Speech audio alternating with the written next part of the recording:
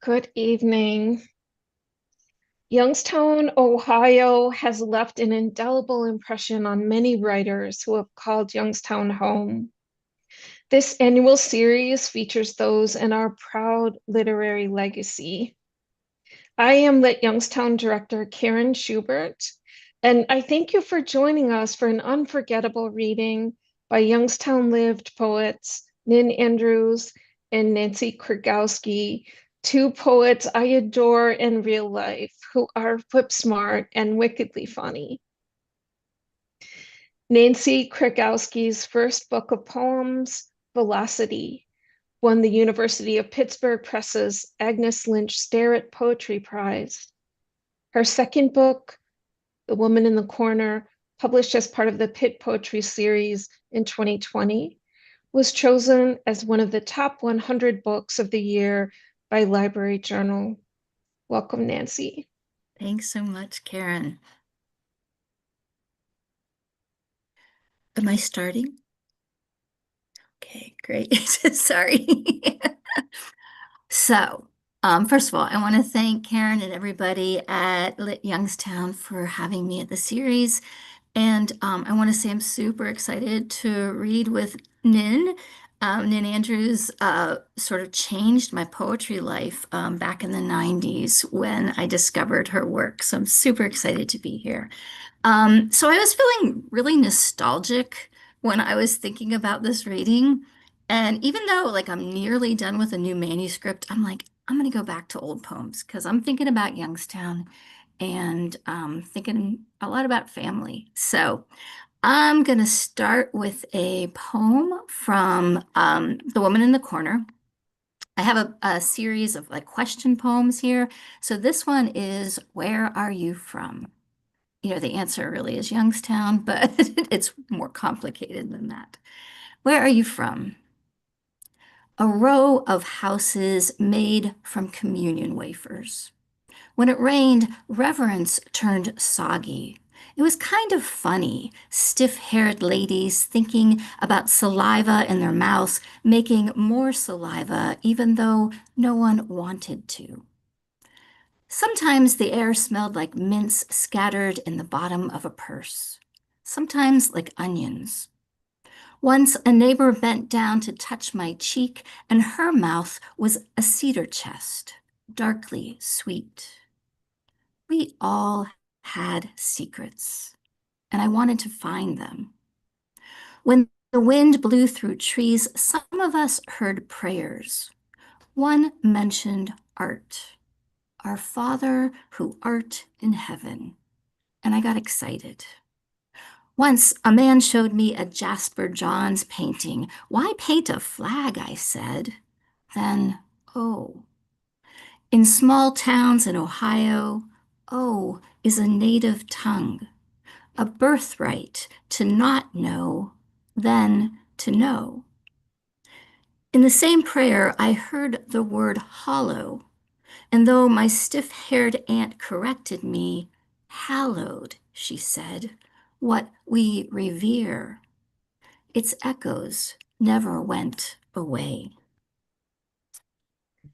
Um, yeah, so Youngstown's where discovered art and writing. So I'm going to read a new poem that it's actually a childhood poem. It's called Fire and Ice. The store that sold my red girl shoes was across from the dentist who didn't use Novocaine, who shoved my mouth open and tugged at my problem teeth, then offered me suckers in primary colors while my mother pulled coins from the bottom of her purse. The shoes were corrective. I don't know what was wrong with my feet, didn't understand why I couldn't have single buckle black patent leather. The red was oxblood, a word I understood, though I'd never seen an ox or the smear of brown red on underwear. Knew only blood thin as a geranium petal from flesh freshly nicked. When my mother looked down at my deeply red feet, she saw my difference and what she and her other kids couldn't have. Bags of pink red pistachios, quarts of black red cherries, red velvet cake slices asleep on paper doilies, a new coral red lipstick named Fire and Ice. The shoes were stiff as the arms she wouldn't curl around me and my deformities. I need to believe each of her sacrifices made me able to run. Mm. So, I think I'm going to jump to an older poem from the woman in the corner. This features some brothers of mine, one of whom might listen in, who knows? So this is called Magnifying Glass. A brother hunches above the sidewalk, magnifying glass in hand. He turns his wrist, makes the light a strong string, shining noose. Watch, he says. First, it's paper, smoke without fire, then black ants with compartment bodies I still admire.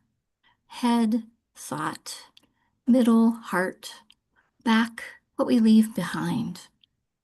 Sometimes we are in the oil-dark garage with wooden matches. The ants see the flame coming, turn away.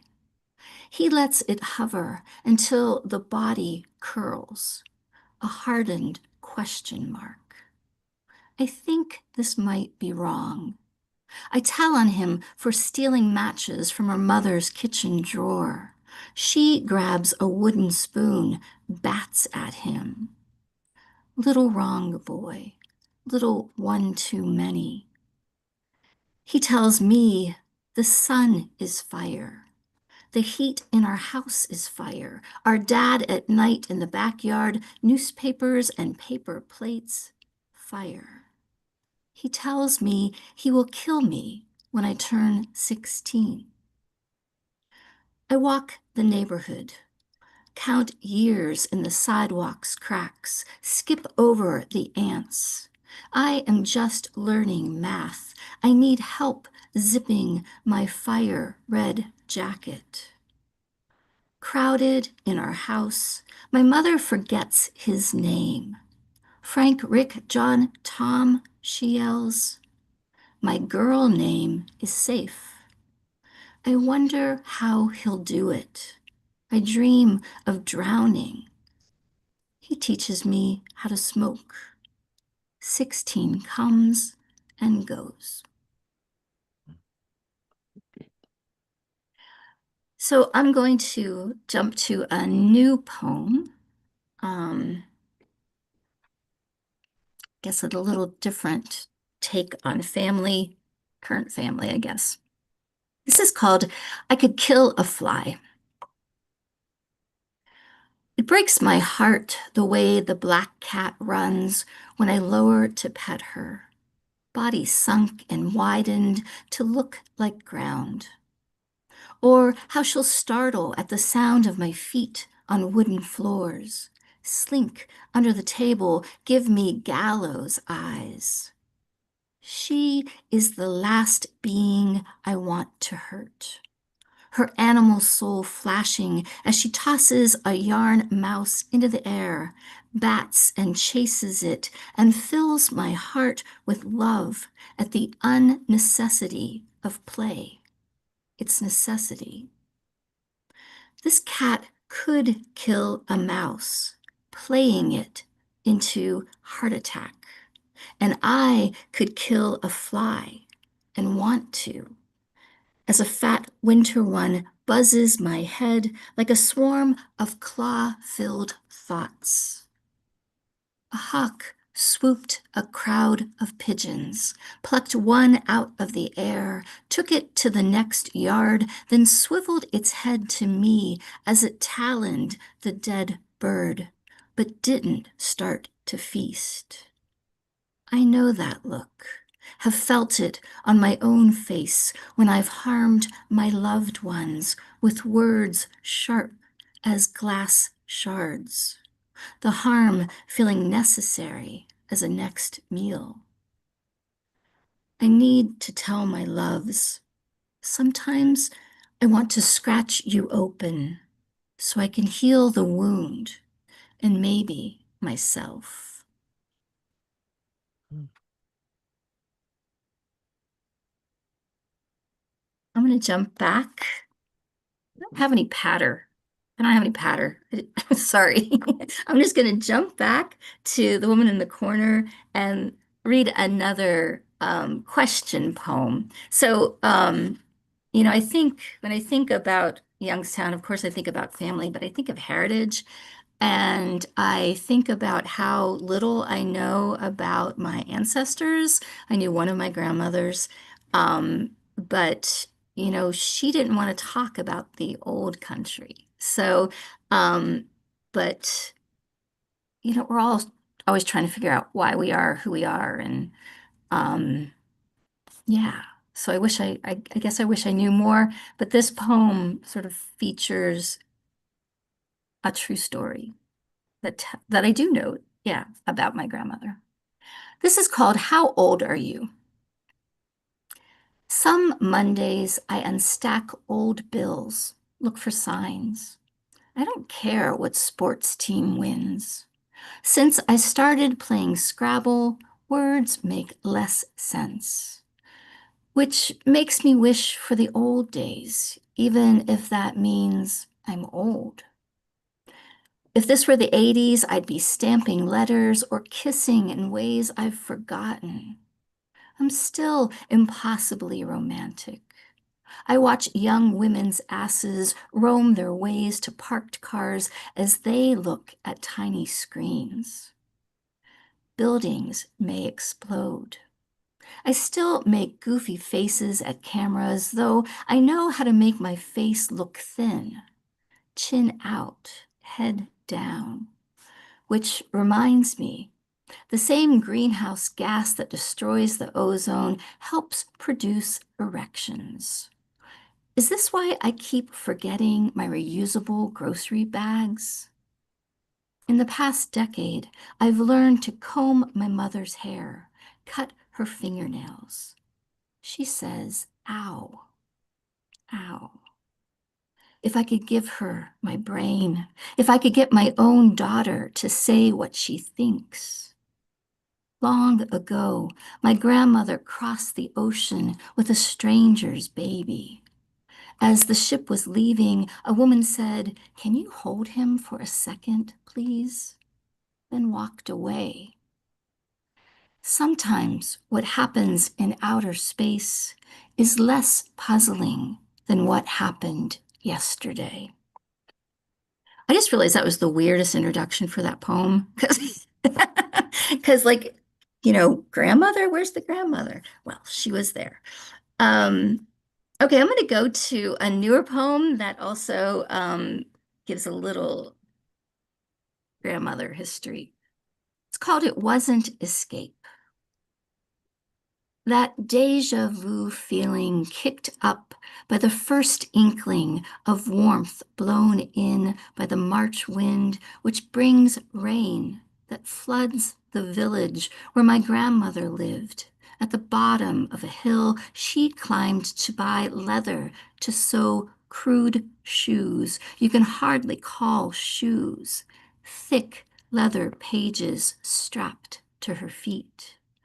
She couldn't read. She climbed for years, anger and tears. One day she escaped on a buggy, a train, an ocean liner, though it wasn't escape. Her mother chose her to leave, to live, given hidden coins and America's address stitched inside her sleeve. Her shoed feet sulked new ruts to and from days of washing and polishing America, though there must have been some joy because I exist. And it was an escape since that village and its bitter carrots, burnt records, its one starving cow, plod through my bone marrow, which I haven't donated to save a stranger's life yet.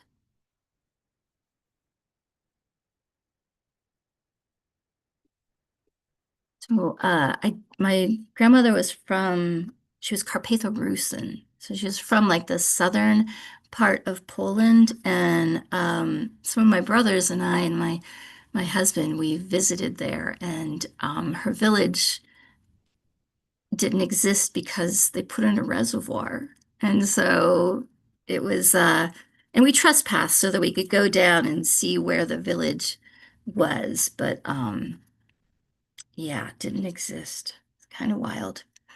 All right, I'm losing my place. Give me a second here. Um, I'm gonna read. I think Karen, you mentioned that I could be funny. I'm not being funny today. Sorry. Um, sorry.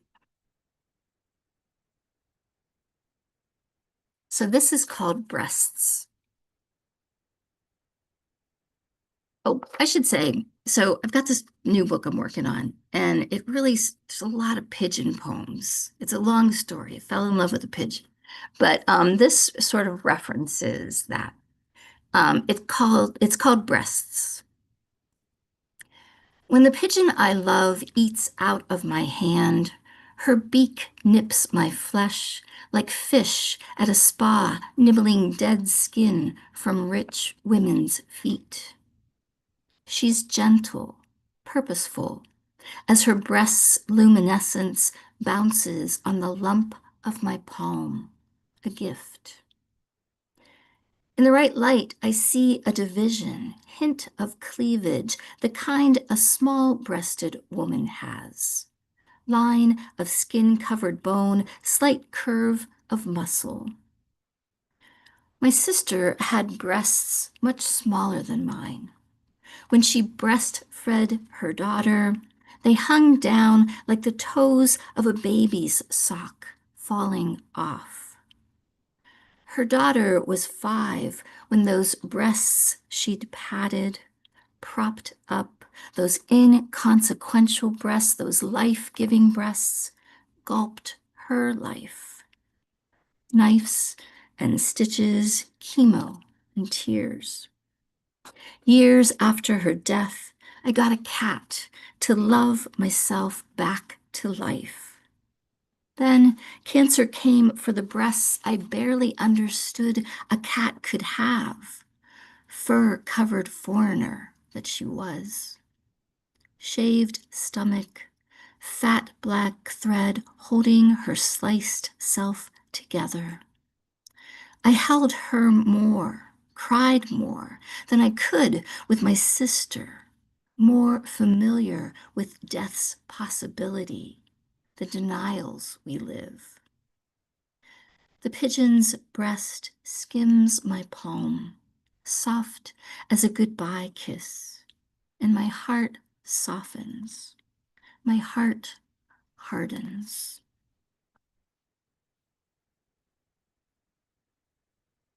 2 more poems.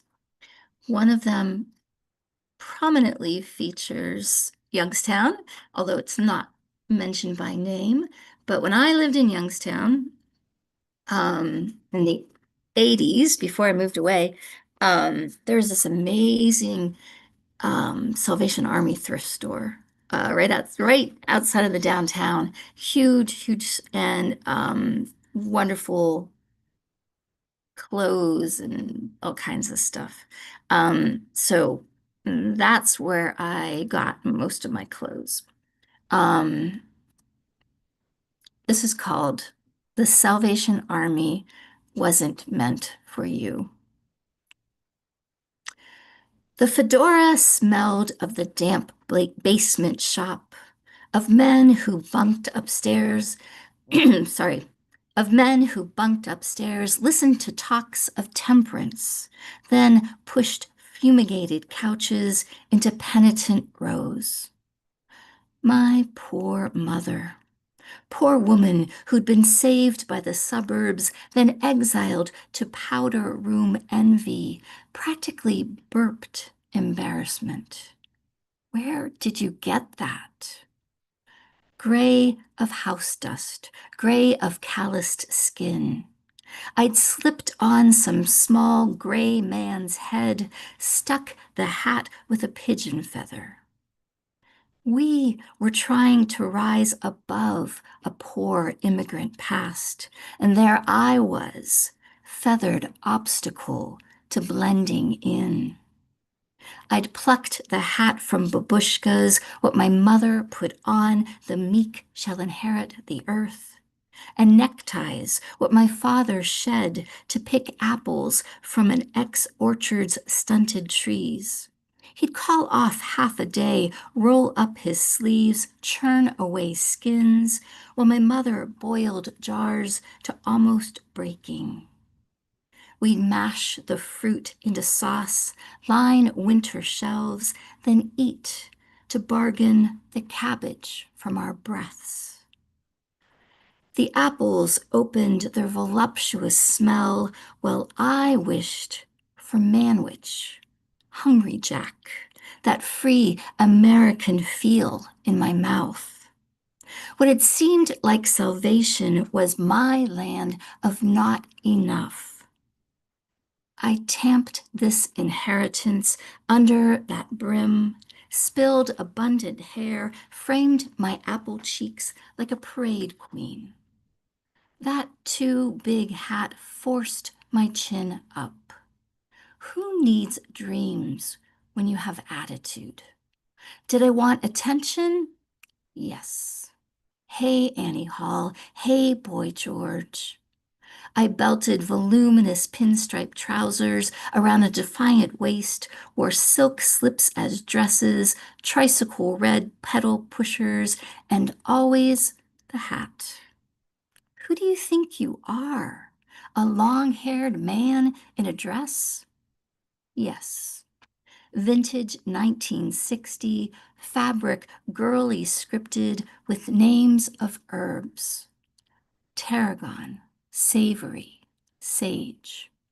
I would taste them all. All right, folks, thanks for listening out there. I wish I could see your faces. I'm going to end with a poem from my first book. I have such fond memories of playing softball as when we were in college with some wild people from Brookfield, Ohio. They were always getting high and drunk. We were like drinking our tea so we could stay hydrated because we wanted to beat them. These wild, wild games. And since this poem was written, several of those people have died. So I want to read this poem in their honor. It's called The Sky is Right. I do not want to wake up. It is still dark, but a teacup, round and perfect and blue, floats in the black air outside my window like just another star, just another strange blue moon with a handle. I don't want to start living again, I say, knowing the teacup is a messenger. I say dead people are talking to me in my sleep. I have to believe they know more than I do, and more than you can tell me. The cup doesn't talk back. I open the window, grab onto the handle, thinking warm sweetness in my sleepy mouth, thinking my future in tea leaves at the bottom. I float straight up. One star becomes a cigarette, another an armchair. I sit back, and the sky tells me that this is the past, and it is simple. The sky is right. All the people I've ever loved, dead or alive, are in fields across the country playing baseball, and no one wants anything they cannot have. Thank you.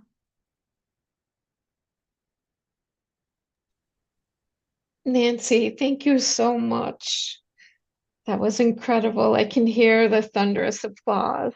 Oh, thank you. I appreciate Many, it. many people are joining us tonight, and watching this live stream, and we really appreciate their being here. Nin Andrews' poetry has appeared in many reviews and anthologies, including 4 editions of Best American Poetry. Her work has been translated into Turkish, performed in Prague, and anthologized in England, Australia, and Mongolia. Her memoir, Son of a Bird, was published by Etruscan Press in 2025. Welcome, Nin. Thank you. Thank you so much. I'm feeling a little dizzy after listening to that wonderful reading. Thank you, Nancy. That was just stunning. Um, it's always a thrill to read for Lit Youngstown. I am just, yeah, such a fan of Karen and this organization that she founded, just dreamt up and then made it happen and continues to make it happen. I mean, it's just thrilling. So, yeah, thank you for all that you do for us and for Youngstown and for poetry and all of us, writers, artists, you name it. So, okay, I could go on and on about Karen, but I'll stop for now, just for now. So, uh, so as Karen said, I'm going to be reading from my memoir, Son of a Bird. This was the hardest book to write. I could just feel my father's ghost hovering over me, saying, "Stop, don't write this." He was always so afraid when I found out that I wanted to be a writer that I would expose the family secrets, which of course I did. Um, and it's kind of funny when my first book came out, the Book of Orgasms. My parents were obviously horrified, but also immensely relieved. As my mother said, "Well, at least it's not about us." So, um, just a little background. My mother was a dairy farmer and a classics scholar, and she was probably on the autism spectrum or on some spectrum. Maybe it was just her own spectrum. I don't know, but she was very unique. My father was an architect, a gay man. He was kicked out of the Navy for having an affair. And he went through some kind of conversion therapy and married my mother. And together, they somehow managed to have 6 children in 9 years. We children were sort of like the stray cats that arrived and slept in our barn, in the barn or on the doorstep. We were quite feral. So I'm going to start with a few poems to just give you a sense of place of the farm and a feel for where I grew up. And the poems don't have titles, and I'm going to read 3 in a row, and they just kind of go together. So just hold on, hold tight. Here goes. The past is gone, and you can't get it back, my father always said. But I want to tell him you can still visit. The farmland is there, and my mother's shadow lingers in the doorway of the stone house. I can see her now, tilting her head as if listening for the songs of the heifers in the fields, the horses in the stalls, the Rottweilers and beagles in the front yard under the tulip poplars, the 30 stray cats in the hayloft or sleeping in the sun, the 6 sows in the sty before we ate them one by one, the Andalusian rooster and his 9 hens before the red fox picked them off, running across the alfalfa field each morning with a fresh kill in his mouth. Gone, too, is the parakeet my father kept in the tack room. The parakeet that died from heat stroke or lack of water and once a peanut and was always replaced by an identical yellow-green budgie who dehydrated or was cooked on a July day so hot the barn felt like a frying pan with the lid on tight. After a while, I never knew which parakeet was in the cage, Tony or Tanya or Tina or Teensy or Tallulah. And there were the bees my father kept in wooden hives that flew through the holes in our screens, circling the lamps and ceiling lights. The black racers and rat snakes that slithered across the floorboards in our attic. Snakes, according to my mother, were better than the Orkin man at keeping the rodent population down. I lay awake nights listening to the swish swish overhead, the sound like ladies' skirts sweeping the floor as they danced. Our house began as a stone square. My father, an architect, added 2 wings onto it to accommodate the ever-expanding family. But by the time I, the last child of 6, arrived, it was shaped like a U. Children's bedrooms were on the 2 sides of the U, so we could look out our windows and see each other getting dressed. "I see you naked," one sister would call out through an open window. Another yelled back, "Well, I see you in your polka-dotted underpants." From 7 to 8:50, I watched my sisters doing their homework, framed in the yellow light. At 9 o'clock sharp, the house went dark, the day ending with the flick of the switch like a movie without credits. I lay back in bed and listened as the night sounds began. Horses kicked their stall doors, tree frogs clung to the window screens and sang to one another, owls screeched and swooped over the fields, and the rooster crowed and crowed. My father always said, that's because he is an Andalusian and came from the wrong time zone. The only time the lights came back on in the night was when one of us took sick. I'd sit up in bed and listen after a sister cried out, "I don't feel good." My mother never woke. She slept through screams, thunderstorms, howling dogs, ringing phones, strangers, and policemen knocking on the door. My father, half asleep, drifted into our bedrooms on sock feet. In one hand, he held a glass of water, in the other, a Bayer aspirin. He believed in Bayer, owned stock in the company, said it cured everything: nausea, diarrhea, flu, canker sores, nightmares, pink eye, insomnia. "Take this," he'd say, "you'll feel much better." If one pill didn't work, he'd give us another. I can still feel that little pill entering my bloodstream like a tiny white tooth. So I spent so much time on the farm in the years before school. And since I was the last one, my parents just kind of let me run wild. So I was the most feral of the children, and I wasn't at all socialized when I arrived in school, and it was kind of a problem for my teacher, as this next poem will show. It's called "Practicing Quiet." "What do you mean you ate Melvin?" Mrs. Sister asked. It was the first day of first grade, and we were supposed to raise our hands and say what we did over summer vacation. I said I came home from camp and found Melvin, my pet bull, wrapped up in butcher paper in the deep freeze. This was 1966 at a nice little parochial school, as my daddy put it. Started in '58 when private schools popped up like mushrooms all over Virginia. Tuition was subsidized if you were white, so there should have been all sorts there, at least all sorts of white children. But no one I knew ate their own livestock and smelled like cows and cat food when she arrived at school, or talked so much that Mrs. Wallace said she never could hear her pins drop. Every day she made me wash up in the girls' room and remove my manure-spotted tennis shoes before entering her classroom. I tried to explain I only had one pair of tennis shoes, and I had to feed Minty, my calf, from a nipple bucket before the sun rose. Minnie liked to play tag and suck my thumbs, and Minty was related to Melvin and Minty both came from Merwin. That was the name Mama called the semen we kept in plastic straws in cold storage. Mrs. Wallace wanted me to hush up, but I had to tell her all the names of Merwin's calves: Minty, Methuselah, Mickey, Mr. Midas, and Maud. Mom and I spent our car rides together thinking up names with M. That's how we kept track of the bloodlines. But I didn't want Mrs. Wallace to think all our cows were M cows. We had S cows too.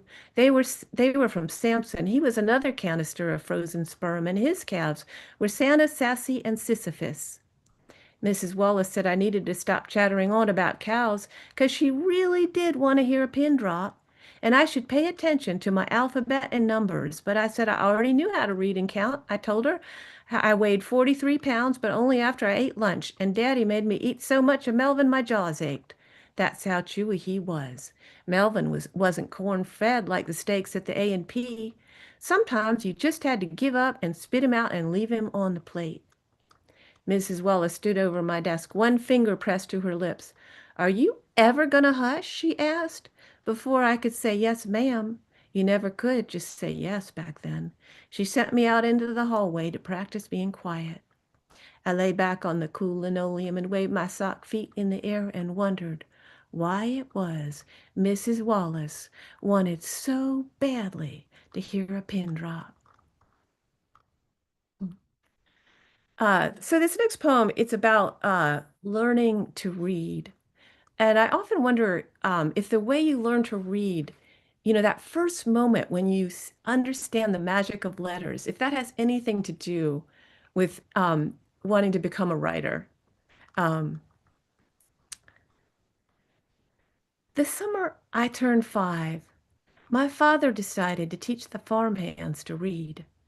I lay on my belly in the loft and peeked through the broken slats, spying on them. Writing with yellow chalk on the green blackboard that hung outside the tack room, my father, an architect, drew perfect geometric letters, each a little building I wanted to crawl inside. Every day he lined the letters up. A, at, bat.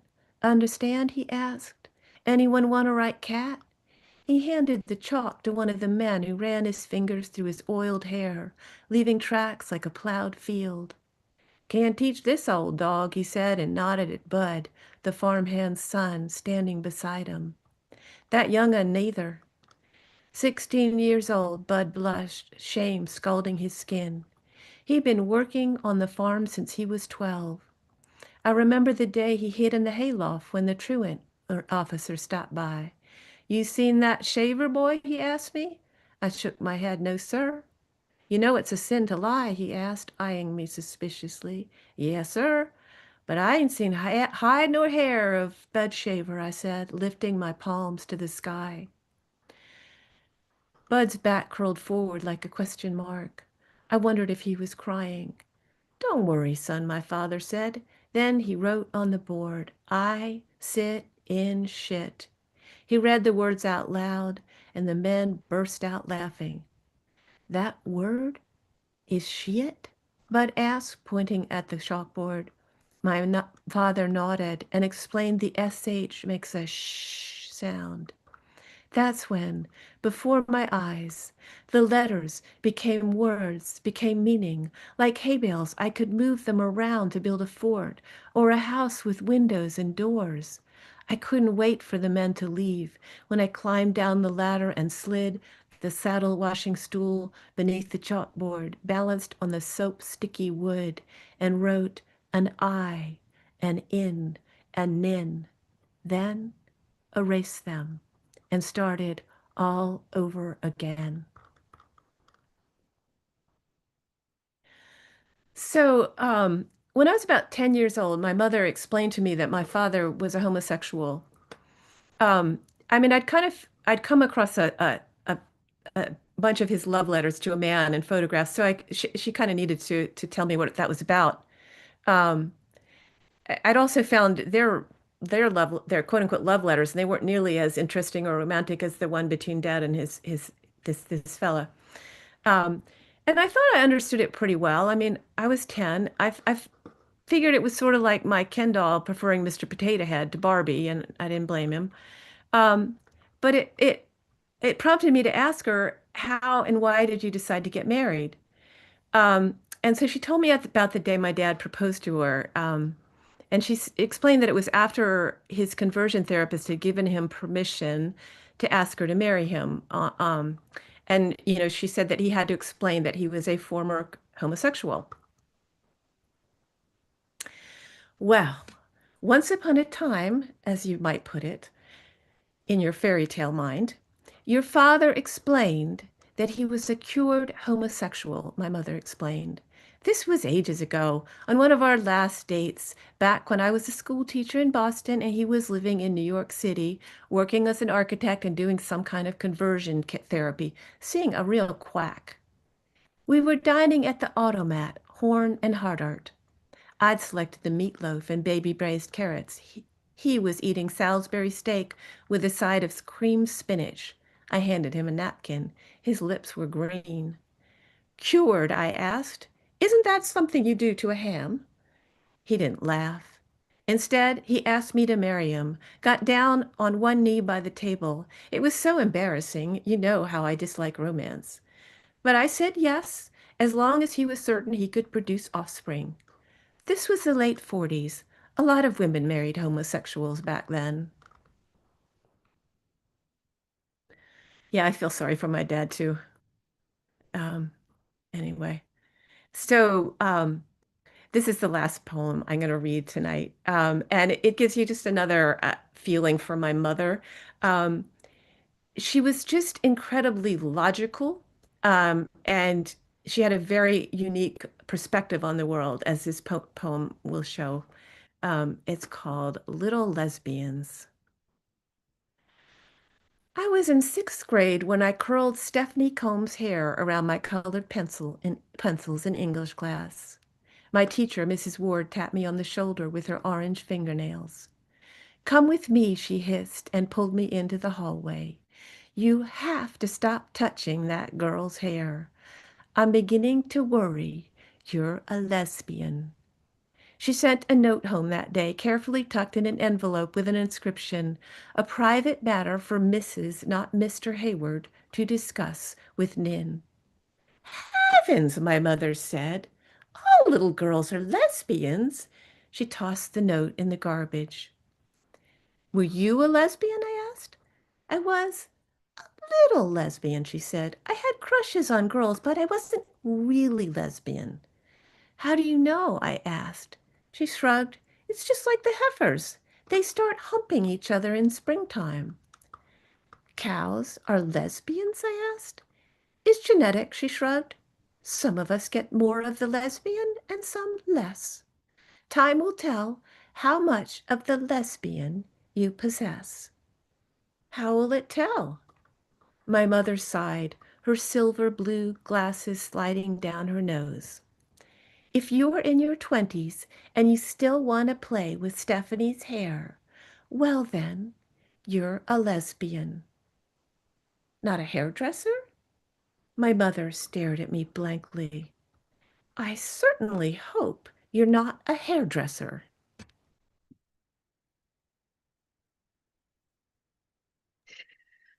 Oh, Nan, so delightful. I love this book so much. Congratulations.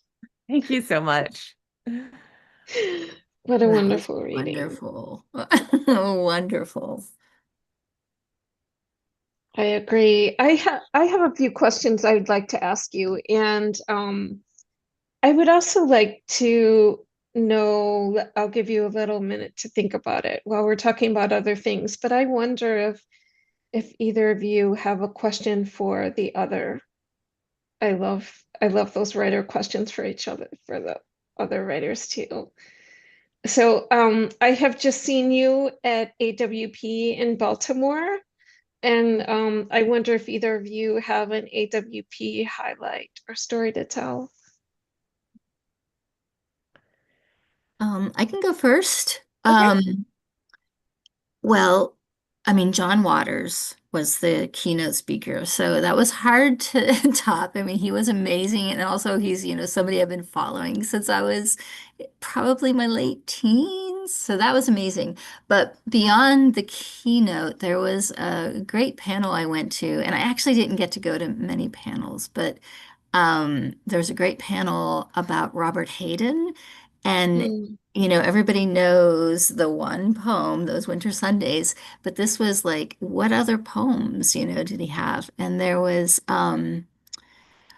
a poet named Joel Diaz Porter, also known as Renegade, who performed one of Hayden's poems, and it was just like you were listening to um, I don't know, Jesse Jackson, listening to Martin Luther King. I mean, it was just amazing. So that really was a highlight for me.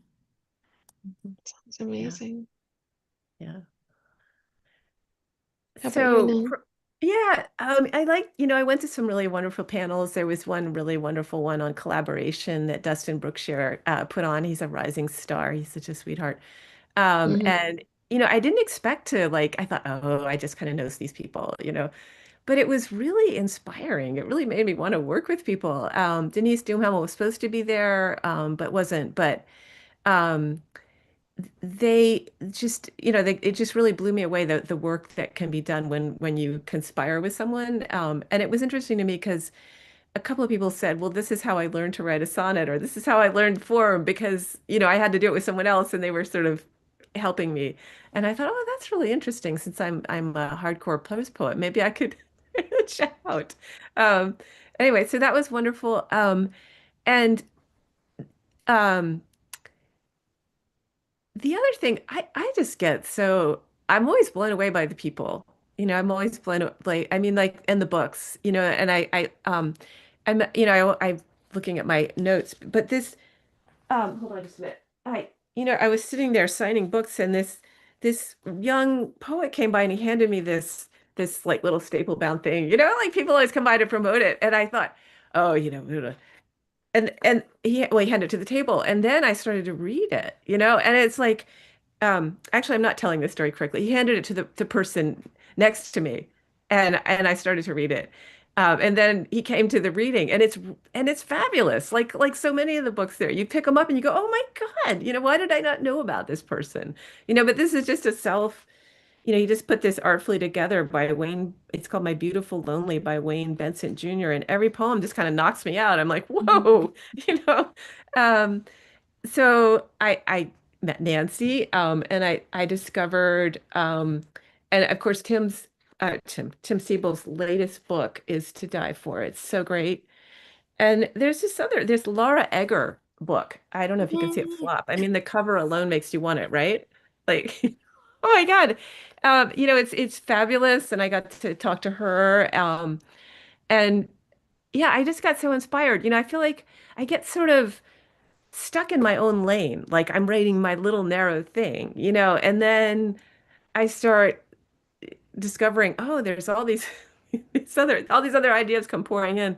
And then I come back and I really can't think. I can barely get up in the morning and there's all these ideas swirling around. So AWB is it's a lot. It's like a super lot. And it was exciting to run into Nancy too. She was there talking away, telling everybody how introverted she was, and this really bright being really funny and entertaining. And I thought, oh yeah, my ass. I didn't believe you for a minute. Ooh. I can put Okay. on the mask of an extrovert, but I'm Oh an yeah, introvert. yeah. Okay. I don't have that mask, so I'll just say it. It was so fun to meet you Yeah. there and realize I'd be reading with you. Yeah, that was amazing. Yeah. Nin was like, I think we're reading together next week. And I was like, and like Were I you? said, Nin was like really instrumental in the 90s for me. I was just like, the Book of Orgasms blew me away and really shaped what I wanted to do. So, yeah. Thank you. Thank you. Yeah. That's so great. That's really great. So you each lived in Youngstown at different parts of your lives. Mhm. But I wonder how, if you feel that your writing has been shaped by your Youngstown lived experience. Do you want to go first? Or want me to I go don't care. first You want last to go time? first this I time? mean, Go ahead. I just, it was funny because, I moved from Cleveland, from Virginia to Ohio to Cleveland and then to Youngstown. And everybody was like, oh, you're going to the murder capital of the world. What are you doing? This is really bad. And, I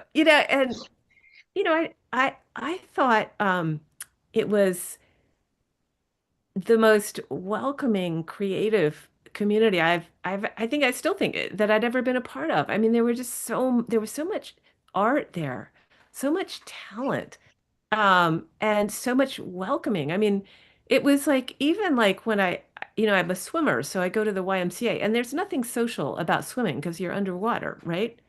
And I have been swimming in Cleveland for years. I don't know anybody that I swam with in Cleveland. And I have been swimming in Virginia for years. And I kind of know the names of people and I know what lane they like to swim in.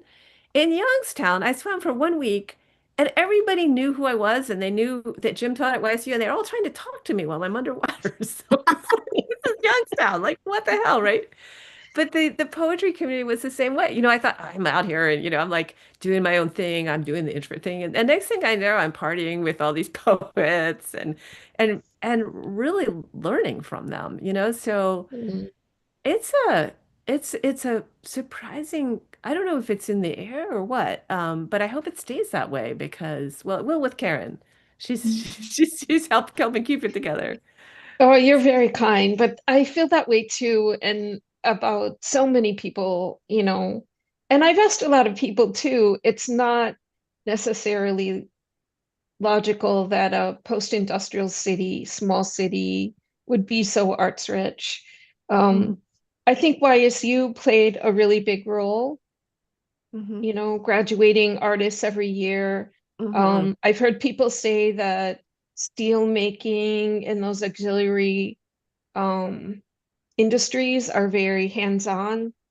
If you're a son of a steel maker or you're doing something with your hands during the day, at night, you're making things. And Yeah. also that the immigrants came so recently that they Hmm. still brought their crafts and festivals and arts and the appreciation for art, Hmm. the way it was so richly integrated into daily life. So Hmm. I think those are great explanations. Probably they're all symbiotic, right? Yeah, Uh, yeah, and yeah. I think, there was so much money here at one time, so we have this national class museum and 150-year-old music school, just these incredible assets to begin with. Hmm. Hmm. But Yeah. yeah, they were all under threat, so we're working hard to keep it all moving Yeah. forward. Well, getting a building and getting them all together. I mean, I hope that, yeah, I have hope. I have hope. So, Thank because you're you. doing it, I have hope. So, Oh, you're very kind. Thank you for that encouragement. How yeah. about how about you, Nancy? I mean those stories, you know, are so richly textured.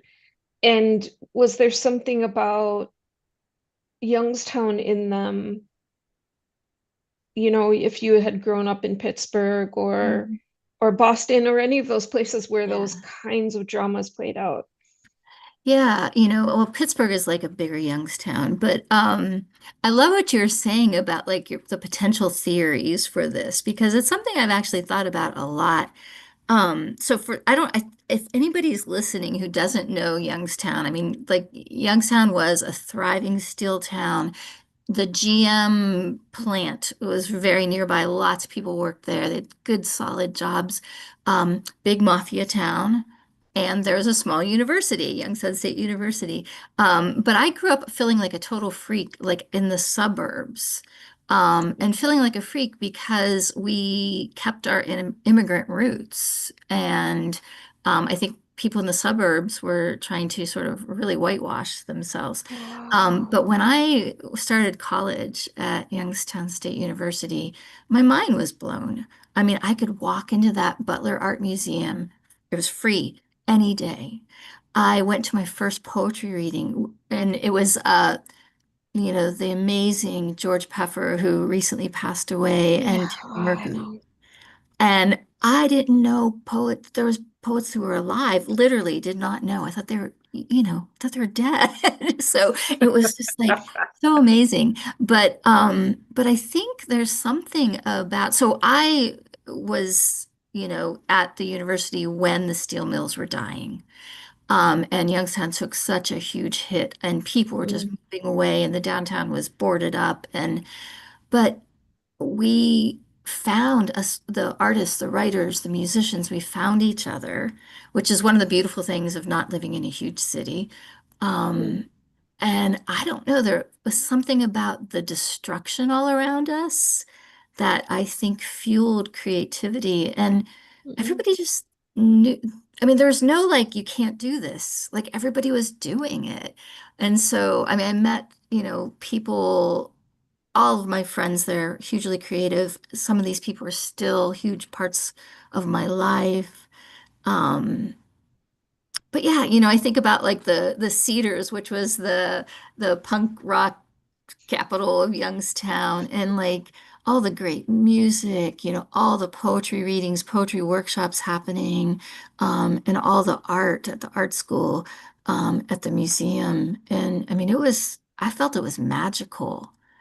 But I have wondered a lot about if there's a correlation between the death we were seeing all around us, the town dying, Mhm. and us needing to create.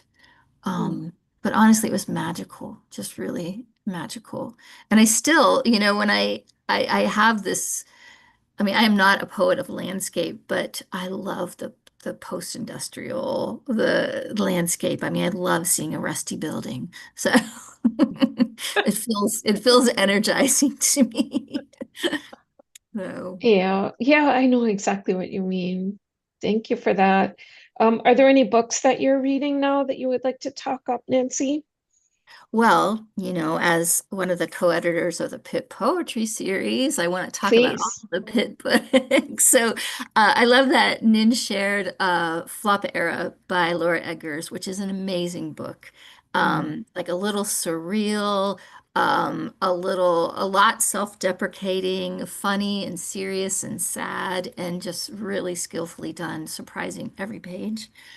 I just did all this spiel at AWP. Our first book winner this year is Bobby Elliott. It's called The Same Man. Um, it is about being a father and having a father. It's just concise, tight lines, really heartfelt and wonderful. Um, oh, Jennifer Meyer, The Occupant. This came out last year, but it is amazing. And it's from, Jennifer Meyer is not a self-promoter. People need to know about her more. If you like The Wild Iris, Louise Glick, this is her furniture speaks. So it's dramatic monologues, and the furniture, it's sassy furniture, um, like each piece talks about her, the occupant. But it's just Wow. fabulous. It's so, so good.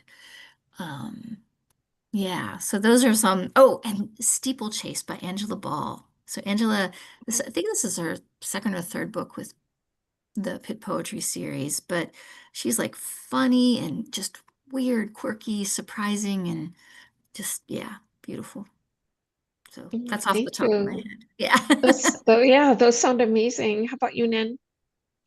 Well, you know, I was just talking up these books, but I have to say again, Tim Sievel's, Tim Sievel's, this is my hero. This is his latest, and it's as good as ever. I'm Yeah. such a huge fan.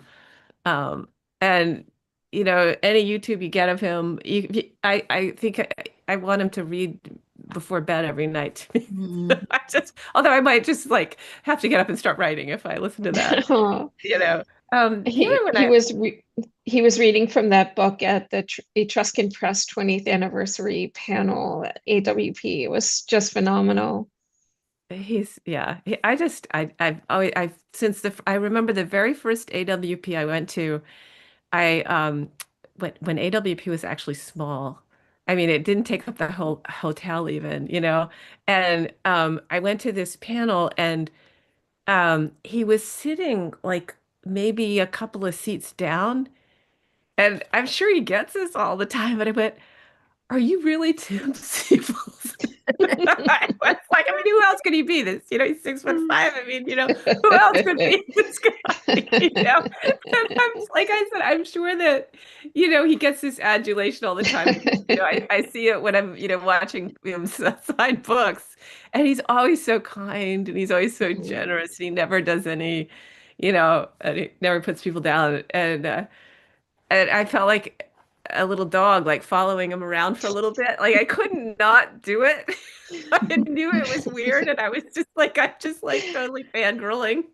So, and I just feel like everything he writes is just brilliant, better than the last one, or as good as, that kind of thing. So, um, Awesome.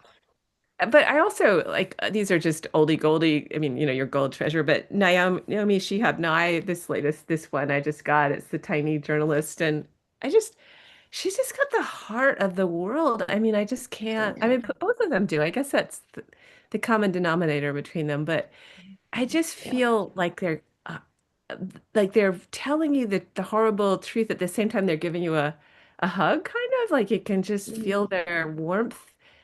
I don't know. And brilliance, very different people, but um yeah, it's hard to compare those two, but I just like, yeah, and I got both of those books at piece. So, and that's that, like I got this big stack. I don't even know what else is in the stack. It's up with these books. Like I don't even know you know, I don't Yeah, know what I they I are. heard from a few editors that they did really well this year, and God bless them, they are the backbone of what we're doing. You're, doing the work of the Lord, Nancy, and we really do appreciate that. Yes. Oh, Yes. nobody's ever said that before. Thank you. Yeah. And do you have any questions for Nancy about her work, about her I poems? no, I'm just kind of, in awe. It was so wonderful to listen to you.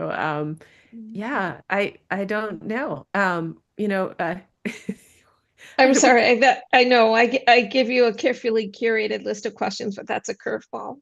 no, that's totally fine. Yeah, I don't actually have a question for you. I just really admire you. So yeah. Oh, thank you. How about you, Nancy? I have a question for you, but I don't know how to articulate it exactly. But you're a really prolific writer, and I can't wait to get that book. I love what you were reading today. Oh, Um, but it feels different from other things of yours I've read. But I wonder, like, do you ever feel like you're not really writing from the truest spot of you, or like, because you know how to do it? You know what I mean? Mhm. And do you ever feel like you're not doing it? And if you do, what do you do then? Does that make sense? Like, Um, like sort of performing the writing of a poem. Like, I know how to write a poem, so I'm going to write this poem, but it's really yeah, yeah, not what you yeah, wanted. mm, yeah. Um, I do sometimes feel like that. But I also have the flip side of that is I also am never quite sure I know how, no matter how often I do it. So like, I mean, I see these classes online by like, I think her name is Popa. What's her first name? Maya Popa.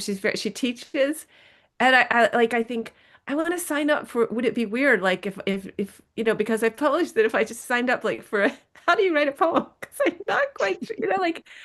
You do so it's both and I can echo myself, you know what I mean? And Mhm. or get into a certain habit or of imitating what I've done before. Um, and also sit down and think, I have no idea. Like I can look at something that I wrote and I could never like something that I wrote years ago. Um, and I look at it and say, I have no idea how I ever wrote that. You know, Mm. I don't know who that person was, but she's not me anymore. Like Yeah. where did she go and who was she? So that all permutations of that are true. Um, but as far as writing the more recent stuff, because it's personal, sometimes I just write so badly. Mhm. I mean, just Interesting. getting like getting it out and telling Hard it to in a way believe, that's but interesting. interesting. Oh, it's so here's the thing, like if you're if the thing about being a poet, and I don't want to ramble too much, so I'll try to be quick about this, is though like someone said, why don't you have this weird childhood. I think everybody has a weird childhood. I certainly think your child is very interesting. I'd love to hear, see a memoir by you. But here's the thing, like, so I tell someone a funny story about my childhood. Oh, you should write your story. And I write it out just the way I told it, this happened, there, and I'm completely bored. So I pick up a memoir by, someone who knows how to write memoir. Not Mary Carr. I mean, she's like, I'm not talking about that. I'm just talking about the average memoir. Um, and I go, but they're not doing anything fancy. I'm interested and they're just telling me what happened. But I don't, I'm, I could do that. But to make it, the thing about a poem is it doesn't just tell you what happens. It's sort of like, so the only way I can explain it, and this is a long way to do it. I'm going to try to do it. Is um, my mother was a school teacher, and she said the trouble with schools is they only teach the islands. Like we're in Maine, you look out at the sea, and there you see islands. That's all they teach. But every child is waking up to the reality of the waves, of the underworld, of the beach and everything that's underwater and the clouds that are up there. But we're only teaching the islands. That's reading arithmetic. That's all we're teaching. And the beauty of poetry is that it pretends to be on the islands, and meanwhile it's going up into the clouds and it's going under the ocean and it's going every friggin' where. And it's really getting that back to that and that is what's interesting to me. So if I'm going to write it, I don't want to be bored by what I'm writing. I know my story. I know what happened. But what really happened was much more dynamic. And that's the problem of writing a poem and particularly of trying to go for me into going into heavily memoir is that I want to include more than just the islands or the Yeah. narrative. So That's interesting. That's real. I love that description. That's really perfect. But it's really interesting because I think, like, because there are times when I feel like I'm just performing, I'm writing a poem because I know how to do it. But what's missing is going up and going down. It's like just staying with, it's not resonating in any way. Yeah, it's not getting at the unspeakable, the unsayable. Yeah. But your poems are going everywhere, so that's when you're bored when you're writing, you mean? Yeah, if I'm just performing to write a poem, Yes, like yes, I'm gonna yes. write a poem and it's Yeah. like I don't feel it in my heart, or in my head. Oh Um, yeah. I think we all yeah, do that. but Just yeah, yeah. that's But really some of it is interesting. just the pleasure of like that little kid. I just like putting the words on the page. So sometimes I just do it, even if I don't have anything to put on the page. You know? Yeah, Do you both revise a lot? I revise a ton. Endlessly. Yeah. Oh, I do call you? myself a slow writer, but I'm not a slow writer. I'm just a slow reviser, and Yeah, I could keep revising forever. me Well, too. that's where the underwater and stratosphere comes in, right? In the revision. Do you think so? Yeah. Yes. Some yes. Depending on the Depends. poem. Sometimes they start out there. And Yeah. then you have to bring back the islands. Yeah. Yes. Yes. Some people have no idea what you're talking about. Exactly. Exactly. That's great. Yeah. Which sometimes I don't really care because I just don't want to talk about anything I don't want them to know. That's just fine, you know. But Oh, well, anyway, thank you both so much. This has been just the most incredible good fun. I wish you both the very best. And I thank you both so much for putting this incredible work and your good selves into the world and being so generous. So all good wishes to you. Thanks to everybody who's joined us for this wonderful reading. We'll see you next time. Thank bye-bye.